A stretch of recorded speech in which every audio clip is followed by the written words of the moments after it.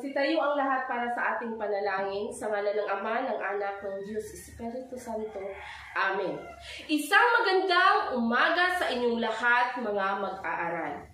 Bago natin umpisahan ang ating talakayan, magtala muna ako kung sino sa inyo ang lumiban ngayong araw. Pakitingin dyan sa inyong mga katabi kung wala pang lumiban. Okay, palakpakan natin ang ating mga sarili dahil nandito tayong lahat para matuto sa ating aralin ngayong araw. Bago tayo mag-umpisa sa ating tatalakayin, ay mayroon akong mga litrato na ipinaskil dito sa pisara. Tingnan at suriin nyo ng mabuti. Dahil mayroon akong mga katanungan tungkol dito. Sa anong mga pangyayari makikita natin ang ganitong mga tanawin?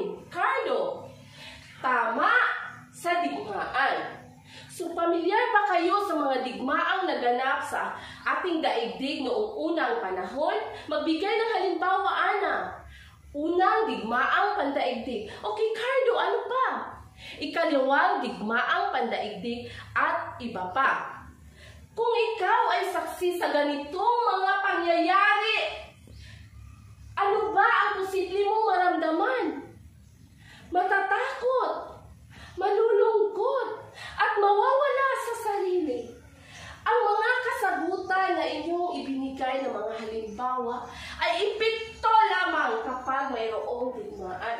Kaya ang paksa na ating tatalakayin ngayong araw ay tungkol sa epekto ng unang digmaang pandaigdig sa larangan ng ekonomiya at panlipunan. So ngayon, alam niyo na ba kung ano-ano ang mga epekto ng unang digmaang pandaigdig sa larangan ng ekonomiya at panlipunan? Hindi pa. Kaya ngayon, mayroon tayong pangkatang gawain. Hahatiin ko kayo sa 4 na pangkat. Unang pangkat, pangalawa, pangatlo, at pang-4 na pangkat. Bawat pangkat ay mayroong nakatalagang leader. Ito ang inyong pangkatang gawain. Okay, Ana, pakibasa sa panuto.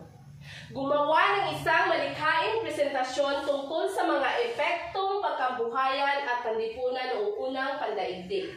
Ang mga sumusunod ay mga estratehiya ng pag-pre-presenta sa mga gawain. Pangkat 1, paggawa ng slogan. Pangkat 2, maikling pagsasalula. Pangkat 3, paglikha ng malayang tula. At pangkat 4, newscasting sa telebisyon. Bago ang lahat, mayroon akong pamantayan sa pagmamarka sa inyong malikhaing gawain. Sa ngayon, bibigyan ko kayo ng 10 minuto para sa paghahanda ng inyong presentasyon. Okay, simulan nyo na. Palakpakan natin ang inyong mga sarili dahil sa napakahusay ninyong presentasyon. Ngayon, mayroon akong hinandang mga katanungan. Una, ano-ano ang mga bagay na ipinakita ng inyong presentasyon dito sa harapan? Tama! Sa kanilang ginawang slogan, angkop ba ito sa tema na ibinigay? Oo, angkop. Kaya naman, sila ay nakakuha ng 15 puntos. Palakpakan natin sila.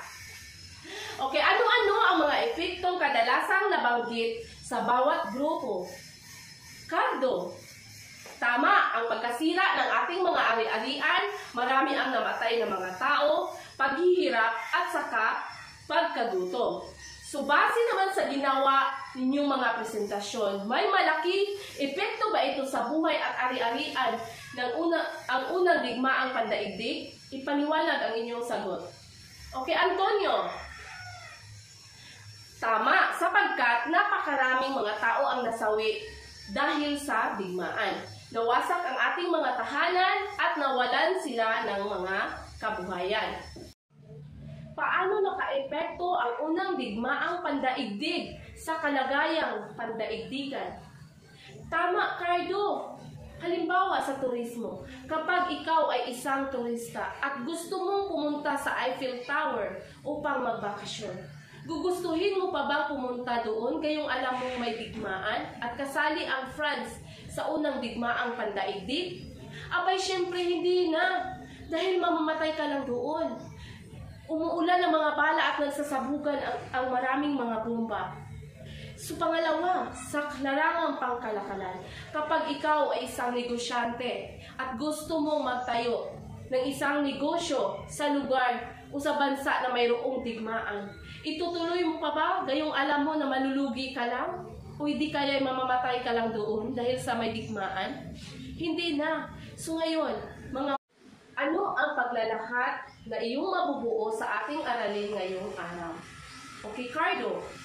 Tama, matinding pinsala ang naidulot ng unang digmaang pandaigdig sa buhay at ari-arian ng mga bansang nasangkot sa digmaan. So sa pangkalahatan, umabot ng 8.5 milyon ang namatay. Mayroong 22 milyon ang nasugatan. At ang masakit, mayroon ding 18 milyon ang namatay sa gutom, hirap. Alam niyo ba kung ilan ang nagastos sa unang digmaang pandaigdig? Tama! 2 bilyong dolyar ang nagastos sa digmaan.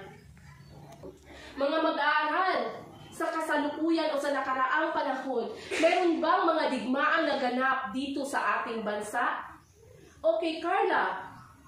Tama, ang digmaan sa Marawi. So ano naman ang tawag sa digmaang iyon?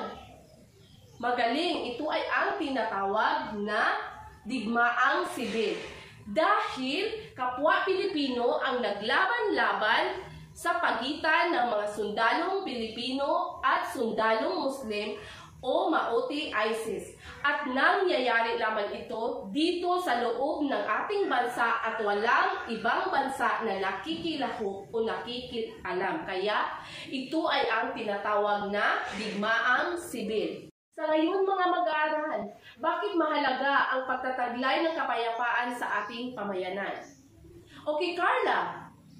Tama, mahalaga na magkaroon ng kapayapaan sa ating lipunan upang mamumuhay tayo ng ligtas, mapayapa at masagana. Ito rin ay isa sa mga salik o daan para lumago ang ekonomiya ng ating bansa. So palakpakan natin si Carla.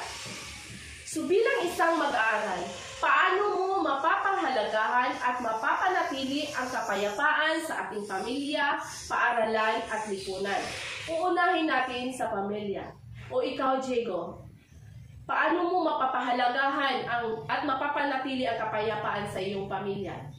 Tama si Diego, sa pamamagitan ng pagsunod ng payo ng mga magulang, pagmamahal sa pamilya, pagtutulungan at pagdadamayan sa oras ng kagipitan. Sa paaralan naman, Diego, tama si Diego sa pagsunod sa mga alintutunin sa paaralan, pakikinig sa guro, pagkakaisa at pagkakaibigan sa mga kaklase at kamag-aral. At ang panghuli, ang lipunan. Paano mo mapapangalagaan at mapapanatili ang kapayapaan sa lipunan? Ikaw naman, Antonio. Tama, sa pamamagitan ng paggalang at pagrespeto sa karapatang pantao, pagsunod sa mga batas at pakikilahok sa gawaing bayan katulad ng pagpapatupad ng kapayapaan sa barangay o komunidad.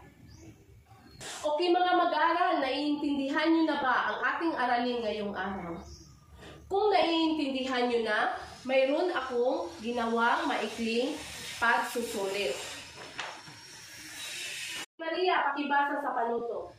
Gumawa ng salaysay na naglalarawan o naglalahad tungkol sa mga epekto ng unang digmaang pandaigdig. Isulat ito sa kalahating papel. Mayroon akong pamantayan sa pagmamarka ng inyong salaysay. Mga mag-aaral, bibigyan ko kayo ng 4 na minuto para gumawa ng salaysay. Okay, tapos na ba ang lahat? Lorena, pakikulikta ng inyong mga papel. Para sa inyong takdang aralin, kumuha ng inyong kwaderno at kopyahin ang inyong takdang aralin. Okay, tapos na ba ang lahat? Paalam mga mag-aaral, Ako si Ginang Grace Evangelio.